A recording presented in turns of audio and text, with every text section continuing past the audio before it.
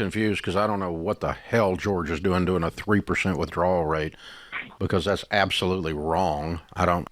Ooh. Okay, guys, this has been a lot of talk about the Dave Ramsey as far as he's saying that 8% withdrawal rate is good.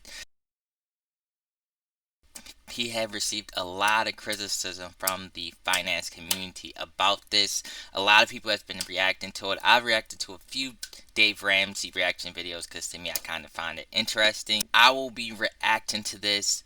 I'm not going to waste any more time, and let's jump into it. By the way, let me know what you think about it. Let's get into it and see what Dave say, and I'll give you my feedback or what I think. Hold on. By the way, let me know in the comments below what do you think about this. Thank you. I feel, from what I've been running the numbers with, that I'm on the teetering edge of coasting financial independence, and I'm trying to best understand my plan with the end in mind. So how I'm going to turn that nest egg when I retire into income. I found on your website a little article that talks about 4 to 5% withdrawal rate. Mm-hmm. And I was trying to run the numbers around that, and I thought I was close. And look at Dave's face. Uh-oh. Really? What? 4%? No! And about a month ago, George Camel released a video that said that the withdrawal rate for a 30-year time horizon should be closer to 3%. So if I can establish... Look at his face! Really? No way! ...financial independence comfortably, then I was wondering if I could ease up on baby step 4 to pay off the house faster. Okay, I'm a little confused because I don't know what the hell George is doing a 3% withdrawal rate, because that's absolutely wrong. I don't. Ooh, that's absolutely wrong. I'm going to have to find out where that video is and get it taken down. Because that's just wrong. You don't need to have a 3% withdrawal rate. That's ridiculous. By the way, I don't want to cut it off too much, but 4%, these are rule of thumb. So these are like quick ways where you can get a rough estimate. Each individual, depending on how much they're spending, their time horizon would vary, but this is kind of more so a quick rule of thumb so you can have approximation. So it's not the holy grail, but it's just kind of one way you can assess it. Let's carry on. Or I hope you misunderstood. I hope we didn't put out trash like that. Was it 4 to 5%? Like that? No. Oh, by the way, I made a video on the 4%, bro. If you want to check that out to understand it a little bit more. Continue. Oh, it shouldn't be 4 to 5%. It ought to be more than that. I mean, if you're making 12 in good mutual funds. Wait, let's go back a little bit because I think he said something very interesting. And put out trash like that. Was it 4 to 5%? Like that? No, it shouldn't be 4 to 5%. It ought to be more than that. I mean, if you're making 12 in good mutual funds and the S&P is average 11.8. Oh, okay. So he said if you're doing about 12, S&P average 11.6%. Let's actually check that. I gotta bring some value here. So if we I put up a chart. So Dave is not wrong if you're looking at a 10-year period. However, I think a better assessment, since we're talking about a horizon of 30 years, if we look at that, the 30-year one is only 9.8. So if you look at 50 years, 9.1, 100 years, 10.53. And these particular matter because we're talking about retirement. We're talking about over a 30-year period. So recently we've been in a bull market, so it has been 12. But if you, like I said, if you see 20, 30, 50, it's more like 9 to 10. And this is assuming you reinvest your dividends. So that 8%, if these was the case, and then you do the withdrawal at 8% when you only get 9 or 10% and inflation, those numbers look very differently. Alright, but let's get back into it. And if inflation for the last 80 years has averaged 4%, if you make 12 and you need to leave 4% in there for inflation raises, that leaves you 8. Itself, you gotta remember, when we say average return, it doesn't mean some years, like for example 2022, we had a downturn of about, I believe, down 19%. Right now, year to date, we up 17%. So it's not, a lot of times it's not like 10 or 12. Sometimes it's higher, sometimes it's lower. So average, you have to be a little careful with that. I think that's something that in this situation should be factored in. But no further ado, let's continue. perfectly comfortable drawing 8. Whoa! But if you want, he said perfectly comfortable. Very bold statement. Could it work? I think it could work, but I definitely think you're kind of playing Russian roulette. Maybe 50-50 shot, depending on what type of market cycles. But I don't want to cut him off too much. Let's hear what he got to say. want to be a little bit conservative, 7, but sure not 5 or 3. Well, I was trying to back check it because, 3 to 5, I thought that was a big range. And a lot of the studies I found showed. Well, there's a lot of studies that are stupid in this space. You got to be careful when someone brings up information and Dave just immediately, a lot of studies are stupid. He doesn't even know what studies the guy is talking about.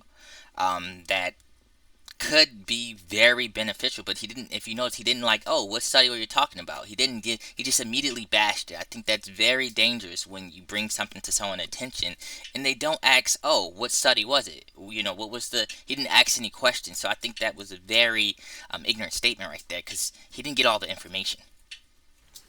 So, it's just wrong. Listen, man, the math I just gave you is the math. If you're making 12% and inflation is 4. And by the way, I did when he was talking about the study, this whole 4% rule, it came from the Trinity study. And they showed if you were 100%, Dave is assuming in this case you'll be 100%, which I think is a risky assumption. At a 4%, you have, as far as success rate, we have about 100%, 98%, and it's over 30 years. But if we go and we look at 8%, for 15 years is 76%, for 20 years is 65%, for 25, and we're talking about 30, for 25 is 50% success rate, and 30 it's 44. And this is actual numbers. It's not like they just kind of making stuff up. And that's assuming that you're 100% stocks. And most people, as they get older, they're going to want less volatile in their portfolio. And you also got to keep in mind the psychology of money. The psychology of money plays a big role in people investment. A lot of times when things go up, people get extremely happy. And when things go down, you see a whole bunch of people panic. So as you get older, you can't say, it'll recover. I have 5 or 10 years. It's much different when you're older and you're not getting income. I think those are things that Dave is overlooking. And you leave 4 in there, so your nest egg grows by 4. It's simple. 8 is what's left over. So if you got $1 million, and now I do want to say that if each year it was 12% each year and he did the 8%, he would be right. But in the real world, that's not how it works. Continue. You leave 4% in there, that's $40,000. Okay, so you now have $1,040,000. So the next year you get a rate of return of 12%, 11.5% on the $1,040,000, and the next year it'll be $1,090,000, 1.1, right? Because your nest egg is growing by the rate of inflation, giving you a cost of living raise every year. So as long as you're doing that, you're fine. And so if you want to be a little bit conservative, maybe 5%. Would you say? But there's all these goobers out there who have always put this 4% crap in the market, and I'm just irate right now that we have joined the stupidity. Why is it that stupid, though? Right, and to disagree with it is one thing, but then to call it stupid is another, especially when we're looking at the data here. To not agree with it and be like, I think 4% is too low is one thing. But to call it stupid, I think that's a little crazy. But let's carry on. It's too low now that we have joined the stupidity. Why is it that stupid, though? It's too low. It's too low because it's not realistic. You do not need to live on 4% of your money for your nest egg to survive. Yeah, even if you did a rate of return of 10% or something. Yeah, and what it sets up is this guy now, he doesn't think he's got enough money. And he's already got $120,000, and he's 30 years old, and he's on a plan. He's on a plan to be very wealthy, and he's worried he's going to have enough money or not. Yeah. Because of... Okay, now, I will say this, if you and remember, when you say the 4, it's a very general case where people can kind of have a range. So it's not like the Holy Grail, like, it has to be that way. But it can be a little intimidating if you were looking at the 4% rule and you were just only basing it off of that. But I do think there's other factors as far as Social Security, pension, Would you be willing to, if there was like a serious downturn, would you be willing to pick up a part-time job? I think, and depending on how much money you need versus how much money you like, that's why I think that it's on a case-to-case basis. Because stupid people put out low withdrawal rates. Like but listen, wouldn't you rather? If you think you can only pull off 4% off of investments making 12, where the flip is the other 8% going? Well, 4% of it went to inflation. That's where it went. The other 4% is just sitting there. So you are. And once again, let's go back. And most of the time, people, as they get older, they're not going to have 100% in stocks. He's already making the assumption that the person doesn't mind volatility. The average person, especially once you probably get over the age of 50, that volatility, that's not going to sit with them well. So it's one thing to be like, oh, I have 30 years, so what happened in the next 5 or 6 or even 10 years doesn't really matter, versus I don't have that much time for it to recover. And seeing your portfolio, think about during the pandemic, you've seen that major particular drop. It's going to make people panic. It's going to make people probably want to sell at the very wrong time, simply because they don't know the future. And a lot of times with uncertainty, people tend to worry and panic. So the quality of life that I think when those periods happen, because in a longer period of 30 years, there will be downturns for a fact. Growing your investments instead of living off of them. I'm not destroying the nest egg. I'm not even touching the nest egg. I'm growing the nest egg by leaving 4% in there. Yeah. Taking 8 off of a 12 growth rate. So go a 10% rate of return. Go a little bit more conservative with your rate of return. Go 10%. What would you do with 10%? Okay. Like this. I like how she challenged him a little bit. Okay, suppose it was 10%. So let's see what he says here, because I made that point. 4 off of that, so 6. 6, yeah. But why were you? Okay, so he did say, okay, if it's 10, then take 6. Okay. Why are you going to underinvest? Yeah. I mean, this year the S&P to date was 10%. Is 10%, and we're not even at the end of the year yet. Yeah. Right. That's true. Actually, right now it's 17, but the year before, 2022, if we had the same conversation, it was down 19%, 2022. If we want to fact check, if you don't believe me, 2022 down 19.44% versus 2023. So just want to keep that in mind. You know, and everybody's talking about how bad the economy is. So, you know, most years mine have done much better than 12. Mm-hmm. And so But but if you can do your standard of living though, lower than what you need, like if you don't need it, that's fine. Yeah. Like I'm 62, or 63, I'm pulling nothing off of mine. Right. Because I don't need it. I still work. Okay.